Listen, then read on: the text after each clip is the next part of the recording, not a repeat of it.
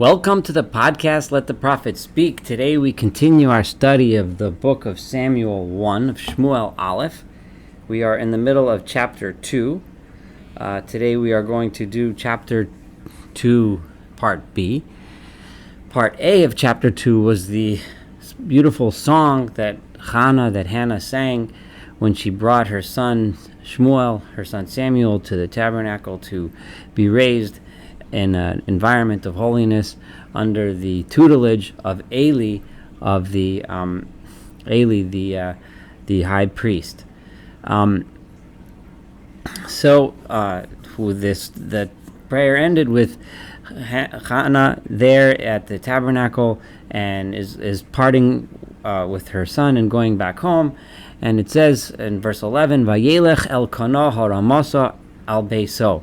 And Elkanah, that's Hannah's wife, went towards Ramah, the town where they lived, back to his home. We didn't know yet that until now that Elkanah had accompanied his wife Hannah on this trip to bring Shmuel to the Mishkan, to the tabernacle. But now we know that he was there with her, and he returned, presumably, of course, with Hannah as well. Vihanar, and the young boy, Hayam Mishares es Adonai, he was serving God at Pnei Eli HaKohen, together under the tutelage of Eli the priest. Now,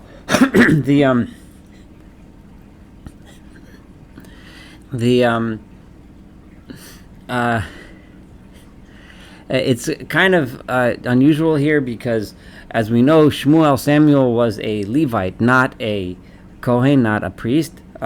So as such, he did not have the rights to serve actually in the tabernacle. One would assume that when it says here he served God, means and the function of a Levite, because the Levites had functions in the tabernacle as well, helping the priests in the service, and presumably also studying and the Torah and so on under the tutelage of Eli. So Uvnei Eli, now the sons of Eli, who should have been, in ideal circumstances, the students and those that continued the service after their father Eli, and who should continue to lead the people on the right path. However, in verse 12 we find out that anything but was the truth. Uvnei Eli, and the sons of Eli, Bnei Belial. They were Bnei Belial, meaning that's a very derogatory term. I've seen the word scoundrels or lowlives or bums would be the proper term of Bnei Belial. This was the same term that Hannah, when she was praying in the last chapter, that and Eli criticized her for being a drunk because he thought she was drunk. She said, "Don't assume that I'm one of the bat Belial, bat Belial, that I'm a woman who is one of these bums." So it seems like there were obviously people around that were Bnei Belial, that were just bums. But the Bnei Eli, the sons of Eli, who should have been of the leaders, they were such people. No scruples, no respect, just overall bad people. Lo yadu'u et Adonai, they did not know God. This is very important. The relationship, the fact that they were priests and served in the tabernacle, did not make them eligible in any way, shape, or form to be considered those that know God. Knowing God means proper behavior, being a good person. If you don't have that, then that's considered not knowing God. Umishpata kohanim et ha'am. And then the verse continues in 13 with an example of how bad they were and what kind of scoundrels these people were. And the way that the Kohanim used to deal with the nation was as follows: Kol ish zoveach zavach, everyone who would come to bring a zevach, a sacrifice. Now, a zevach means the kind of sacrifice is not an olah. An olah is a sacrifice that is completely consumed by the altar. A zevach is only small parts of it. Parts of it were put on the altar, as parts were given to the priest. But the bulk of the sacrifice was for the people to sit down and eat, and that was what they feasted on when they came to the tabernacle. The people that brought it would take it. take it with them and stay and eat and celebrate and be happy before God. So whenever people would bring their sacrifice, so remember the families, they come from far and bring their sacrifice to the tabernacle. This is a highlight of the year on the holiday. And one of the young boys from the priestly families, kivashel habasar, would come while the meat was cooking. So they have the meat on the grill cooking. And he had a pitchfork, a shalosh shashinayim, meaning a three-pronged pitchfork in his hand. And he would stick it into the pot where it was burning, o vadud, or into the different types of pots, o bakalachas, o baparor, depending on how they were cooking it, whether it was in a big pot, a small pot, or different types of ways to cook it. Kol asher yaleh hamazleg, and they would just stick in this thing, and whatever it would come out, yikacha kohen bo, the priest would take it and say it was his. This is what they would do to all of the people of Israel, haboim sham b'Shiloh, that would come to Shiloh to bring their sacrifice to the temple. This is how the priests would behave. You can imagine what this did to the people, and the people who would want to come to the tabernacle to celebrate holidays before God when they're being treated in such a disgusting way, in such a selfish, arrogant way. And in the middle of the feast, the Kohen comes and snatches all the good food. Even before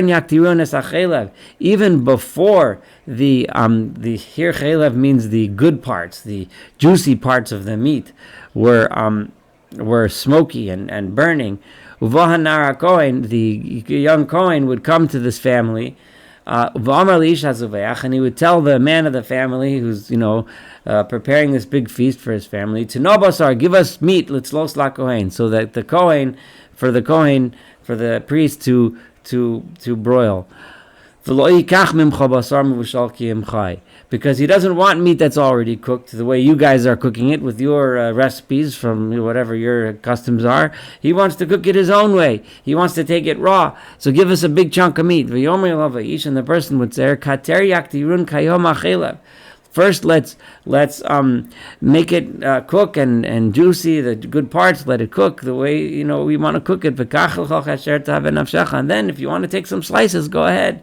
And he would say, no, give it to us now. And if you don't give it to us now, I will take it by force. So hand it over, or else. You can imagine what this did when people who supposedly represent God act in such an arrogant, selfish, and